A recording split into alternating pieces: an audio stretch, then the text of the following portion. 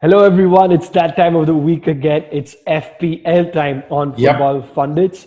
Uh, big news coming off of last week. Annie is now ranked top 5K. He's about the 3,000 mark right now. So, this is clearly the place that you want to be getting your FPL content from, what the moves are to be made, because, hey, it's clearly working so far. Annie, let's just jump into it, man. Game week 10. We're going to start a bit unorthodox today. We're going to go with midfield. I know Annie, you have a lot of thoughts there, so let's see what you're saying. I think we'll start talking about midfield, but then let's start with your team. Because what I want to point out to everybody else was that, about 4 weeks back, you were almost in the million mark, and you've now clawed your way back to almost at the 200,000. That's about where you are at right Yeah, now. So yeah, let's have a look at your team first, and let's see how you've done that. You progressively chipped points away from the leaders, and made your way down. And the way I see it is, if you have a good game week right now, you could easily find yourself in the top 80K, top 90K by the end of this game week. So I'm going to get your team up first right now. yeah. Yeah. So Kern, you have surprisingly, I'm surprised you still have Salah in your team. You were considering taking him out, but you didn't in the end. You kept him for this game week, and I guess good job because he is going to start. If I look at the kind of midfield that you have, Ziyech, Salah, Fernandez, Grealish, Podence, right? I Podence, I'm sure it's on his way out, but Grealish has Yeah. good fixtures. Liverpool have great fixtures coming up. And yes, they would have wanted to seal up the Champions League qualification against Atlanta, and they didn't. But I feel one more match week in the Champions League, and they'll be done. So you could expect Salah to get some more rest in the week to come after that, right? Fernandez, no matter what happens, unless he's really wrapped up in bandages, he's going to start for United. I feel your midfield actually is really sorted. But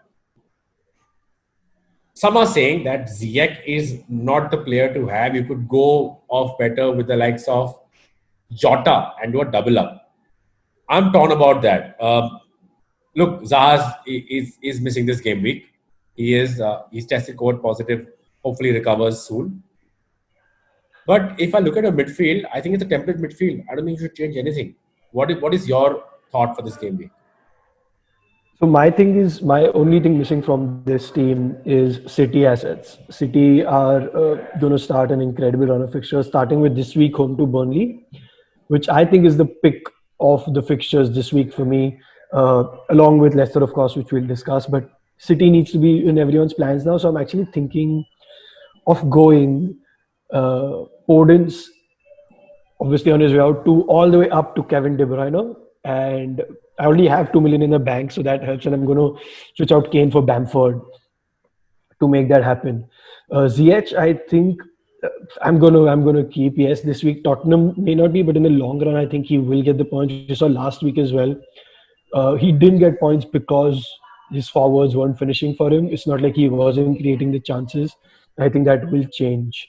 Uh, Yeah, I think with Ziyech, look, I've seen him last week. I had a joke. I know it's very off FPL topic, but if I felt Ziyech was the guy giving assists to Ronaldo would bang those headers in all day long, right? So I yeah, feel the way the Chelsea's had a squad in terms of injuries in the midfield with the new signings, I think that's abating finally. And once they all play together, I think Ziyech is that pivotal key for them in midfield to get the whole side ticking. So I would hold on Ziyech too, like you said. yeah, But coming to your Man City point, I've had Sterling for 4 weeks, okay? Five, long line, he's blank. So I have a conundrum now. I have enough money in my bank to get Salah back for Sterling and on a free transfer, or I risk it with Sterling one more week, looking at the fact that Pope is going to be missing from this game, and there'll be big injury concerns for Burnley as well in midfield. So if I look at my squad right now, and I'll come to my squad later, I get your point about the Man City options, right? Foden doesn't start in the Premier League for some reason, but he scored in the last two Champions League games as well. yeah. And it's anyone's guess who Pep will want to start. But KDB and Sterling are still tempting options, right? So if you have not removed Salah, obviously you don't remove him now. But if you've removed him like I did for for Bruno, and you have a City asset there, and you're wondering what do I do? Do I keep a City asset? Do I get Salah back? I think for 1 game week, try a City asset out because Sure. KDB was rested. Sterling was taken off. Sterling started only, he came on as a sub against Tottenham. So Sterling should ideally start as well this game against Burnley. I think you're bang on about the City thing. Just maybe, I know it's hurting, but keep Salah out for this week if you have already have him out, and keep a City asset in there. But if you have a Zaha, for example, Yeah, if you don't have Salah, I have kept him despite that not available last week because he's one to absolutely have. But with Jota now there, it could easily be that option where you get in a De Bruyne or a Sterling and you have Jota because you don't have any mid-price option in City, but you now have a mid-price option at Liverpool. And while there could still be some rotation risk with him, I don't think it will. There should be a problem currently because he's scoring. There's no way he sits out. Even if he does, he comes on and scores. Right? so At that price essentially, point, definitely better. Kern, it comes down to the fact that does Firmino play or no, right? Because the way they're going in the league, they want to start Salah and Mane. Of course. There's no reason for him not to want to start them, right? So you wonder who sits out. So Firmino sits out game after game. So Firmino sat out this game as well. But for Origi, not for Jota. Jota was on the bench as well. Yeah. So Champions League, we're talking. Yeah. it's for me, it's becoming like a mini Pep situation where Klopp, you don't know with Jota if you want to risk it. But you know what? At 6.6, and looking at the way you see your Barkley is doubtful, Grealish is 7.5, Zaha is missing, and Podence, people looking to take him out, right? So it's a million plus more on Podence, but it's really, really worth considering getting in for this for the next 2 game weeks. It could just pay dividends for you in the long run. I think that's pretty much for the midfield picks, right? And for people who ask, people have asked me about Son. I'm not taking Son on for this week for sure. If you have him, Sikon doesn't have him, right? I have Son in my team. The way I see it is, I figured that Grealish would outscore Son in the long run. He still could, but if I had to make a midfield pick or midfield switch this week, and I'm not taking Sterling out as of now, it would be Sterling for Salah, sorry, and that's about it. I would not waste that luxury switch for Son when he's technically still in form. Why would I do that, right? Which Kurt brings me to, like I said, we're being unconventional. So let's go to the forward line again. What about Harry Kane? You have to nail him on this week again. It's not worth switching for me to Vardy if you have more pressing issues in midfield. But if you have no other red flag in your team, no other concern in your team, they're playing Fulham. Vardy should be on the radar for a Kane. Saving money in the bank, upgrading your midfielders works very well for your team. Yeah, I mean, Kane on his own, if you just look individually, no reason to take him out. Got attacking returns last week as well. Spurs have performed in the first of their tough fixture run, so no reason to pull him out. As you said, Son is still in form, right? Technically, why would one be taking them out? And I think the other thing that works is the high ownership. So if you do sort of take him out, like, if he doesn't score, you're not scoring along with 60% other managers, right? Or 57, 58%.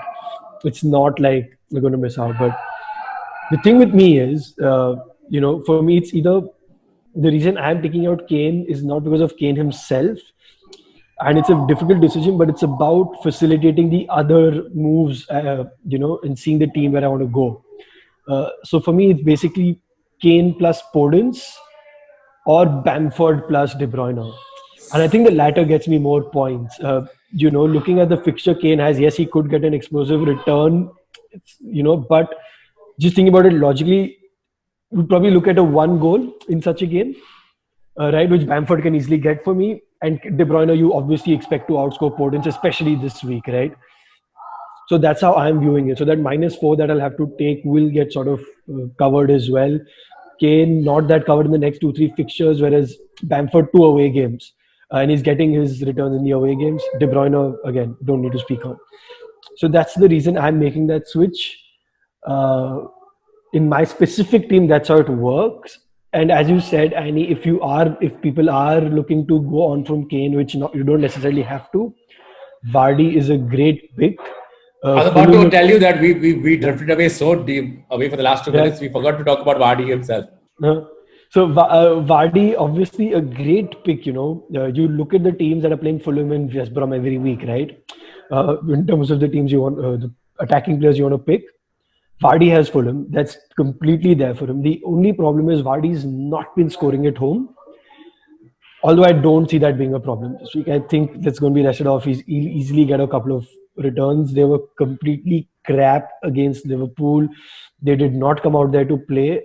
And I'm thinking that they're Shit. going to. It was so bad to watch. So I'm thinking there will be a reaction this week. And I think there are goals in that game for Leicester. God, if there were ever an eye test for that game, we were blinded by Leicester's performance. That was that bad. Yeah. But interesting point. You talked about Bamford. And I want to go back to Bamford. We did a whole comparison last week about getting in Watkins and Bamford. And obviously, Watkins still has a better run of fixtures, right? But look at Bamford for now, and look at that they're playing Everton next. Digne could be missing, right? He's possibly injured for this game. And we've seen this Everton side. Any one of the core 11 misses out, they struggle. So I think Bamford actually is a good shout out for this week. And if I had to say, would he be nailed on? Look, he has high ownership as well. Would he be nailed on my side? I have 5.7 Mitrovic. He dropped down to that. If you ask me why I still have him, don't ask me that. But if I wasn't going with the Salah to Sterling, vice versa move, right? That's a move I'm considering. If I don't make the midfield move, I'll be going for Mitro out, Bamford in. It makes logical sense to me. The money is there. Away form is good, like you said. Leeds just create so many chances, right? It's one of those eventually come down to a very rough FPL player kind of guy. Like, he's bound to score those. It's like a law of averages. He's bound to get those in, right? So I think you're right about Bamford as well. And moving on to the last forward pick that I would like to talk about, which is again, what about if you still don't have Timo Werner? So their fixture, obviously, they're playing Tottenham next. So I'm looking at Timo Werner beyond that. He's at 9.4. Chelsea have those fixtures coming in, right? Do you still take that hit, go for Timo Werner in your side, Harry Kane, or you keep Calvert-Lewin, Harry Kane, or you go for Timo Werner, Calvert-Lewin, Bamford? I still think you'd pay more dividends for you to go for a stronger midfield like you have gone than go for a Werner. Now that the team is looking the way it is, even though Chelsea has Havertz coming back fit, Pulisic coming back fit, I would still say Werner would be okay to skip this week at least. Yeah, I think so as well. I said this last week too. Werner did get one assist, but he's playing out of the left still. In fact, Ziyech was rested midweek, right? So he's probably a nailed-on starter here. And again, if we just look at price difference as well, having Ziyech in your team instead of Werner just sort of enables more. Whereas you do have quality forward picks at a much cheaper price point who can give you the similar sort of returns, especially this week against Tottenham, who, again, if we see from last week, would be happy to sort of park the bus and play on the counter, right? So not sure whether Chelsea will definitely get through that defense. Then Mourinho will put up against the former team away from home. So yeah, Werner this week might, if you have him, not that big a deal. Maybe a switch to Vardy this week could be called on. Since you already discussed Vardy. Werner not looking that strong yet, especially because Tammy is starting central ahead of him and he's going out left. And he's not hit his goal scoring because he missed the sitter midweek, like absolute sitter, like missed from like 2 yards out. So yeah, that Ziyech over Werner for me still. Yeah, and plus their fixture runs don't really bode well for them. So they do play Tottenham, Leeds, Everton, Wolves. I mean, on another day, you would assume there are a lot of goals there. And we spoke about Werner a couple of weeks before this, and we're like, good to have in those weeks. So if he's in your team, so to clarify for everyone who's watching, if he's in your team, obviously keep him. Don't shuffle him out just yet. But if you're bringing in a forward for this week, and you have the likes of Kane in your team, Vardy is the go-to pick. If you want to move on Calvert-Lewin, although he's getting in those six points for you on rotation, then it should be Bamford, not Watkins. And the last player we'll talk about there is Callum Wilson. Declared fit, 6.5. Good fixture until Boxing Day. Newcastle are up and down, but they do create enough chances, right? Yeah, and plus they're against the Palace team this week, who are once again without Zaha. Milivojevic is back in training but not fit yet. So there are those options. The only thing is, I mean, Callum Wilson has been giving regular returns for his managers, right? I just feel there's more value currently with a Bamford, and even in a Calvert Lewin, right? If you just look at his fixture this week, Leeds, Everton, high scoring game. Both teams love conceding. Both teams love attacking. Uh, right. So I think there's returns for Bamford and DCL both this week. Callum Wilson has been doing well for his manager, so I'm not going to say no. But if I'm bringing someone in, not the most exciting option for me. All right, fair enough. I think we can move on to our defense and have a quick discussion there, and then look at our differential and captain picks. Now, when it comes to defense, Kern, obviously people have the likes of Chilwell. He's one of the most owned defenders there. You then have the likes of managers who own the likes of Minks, Kufal, Cresswell.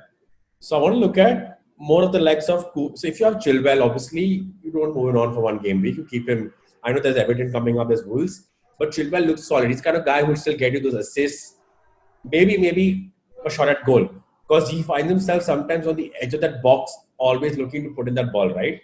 Chilwell is a nailed-on starter there.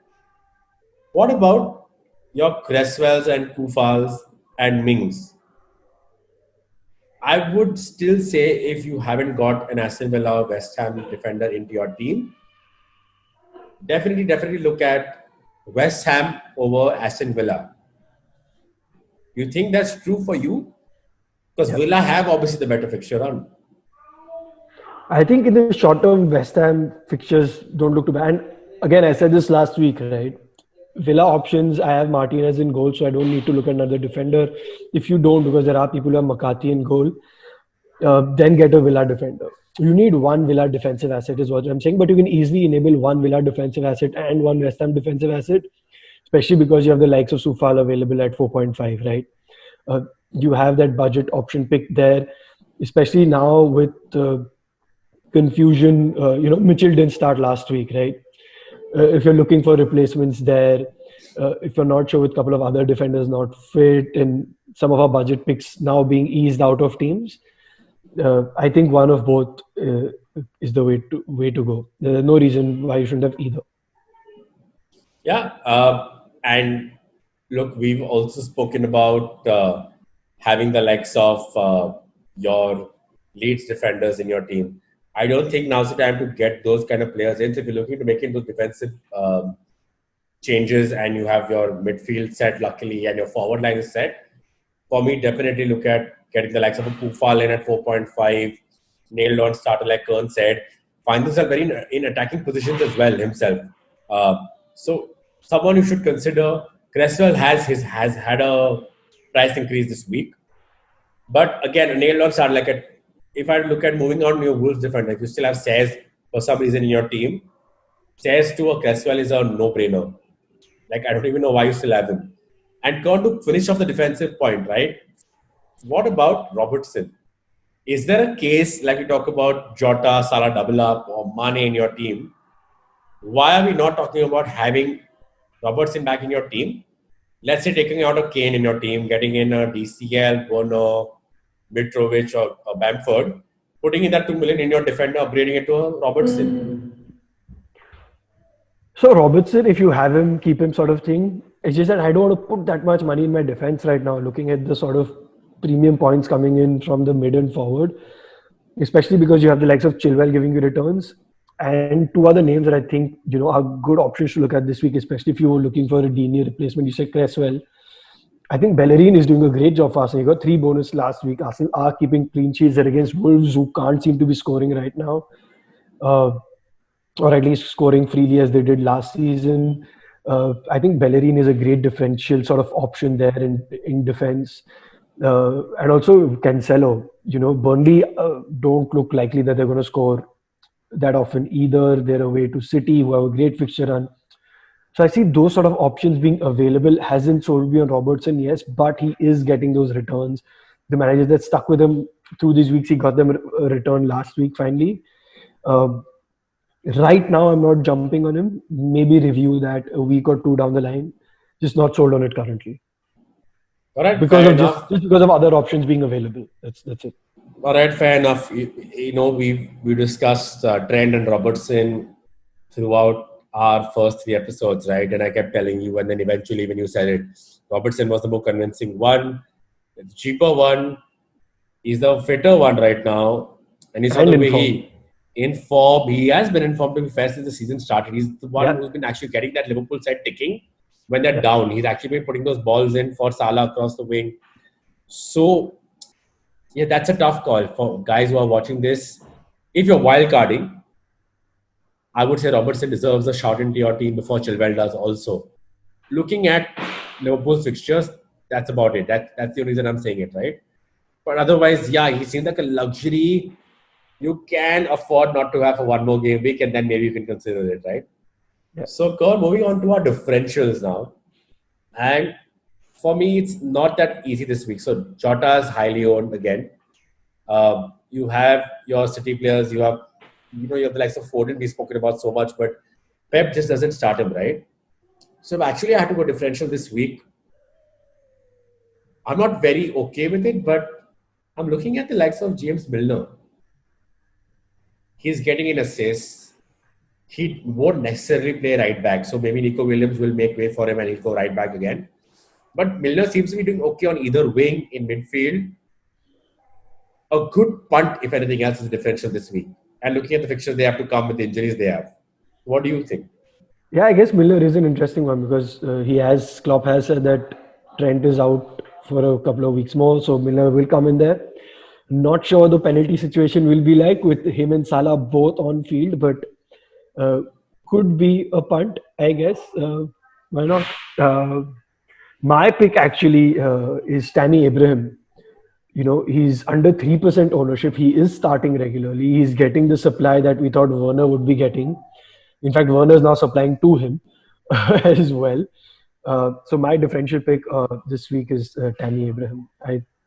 You know, I know it's Tottenham, but I see some sneaky goals coming from, could potentially sneaky goals coming from him. Turn captain pick. And this is something that's really bothered me this week because I feel that this week, look, I'm at what, top 4K right now. But I feel like a wrong captain week for anybody right now is a good hit and a good miss. And my instinct is telling me like you have Bruno, captain yourself, that go with Bruno. But for the benefit of the managers who are watching, for me, it would be Bruno first captain pick, Salah second captain pick, and third captain pick. Although I'm getting tempted by a Ziyech, I would still say Son if you're having with your team. For me, honestly, the best captain pick for this week is Kevin De Bruyne. Once I get him in my team, it'll be between De Bruyne and Fernandes for me. Fernandes does have form. United do have a good away run. Southampton like to play high, so and that's the kind of team that United like playing against. Bruno's in the middle of everything right now, so Bruno could be that. But otherwise, City asset, uh, home to Burnley, point to prove, need to score, need to get a result. I think that's the pick for me. Yeah, fair enough. For me, see, for me, I didn't mention City assets because I have Sterling, like I told you. And if he stays in my side, he'll be a very differential captain. Only because he looks so unconvincing. He doesn't look like he's really got it in him. He looks very jaded. Yeah. His body language is not right. Which is why Kevin De Bruyne is the Yes. specific name that I said. Yeah. Yeah, and which is why for me, differential, I would say Raheem Sterling right there. But yeah, fair enough, Kern. That's what was a good wrap up of our episode and what your team looks like. So let us know how you feel about this episode. Everyone who's watching in our FPL managers, don't forget to hit subscribe on our channel, hit like on this video, turn on your notifications so you know when our new videos are out. We are happy to engage with you on Instagram, on Twitter as well. Follow us on those social media channels as well.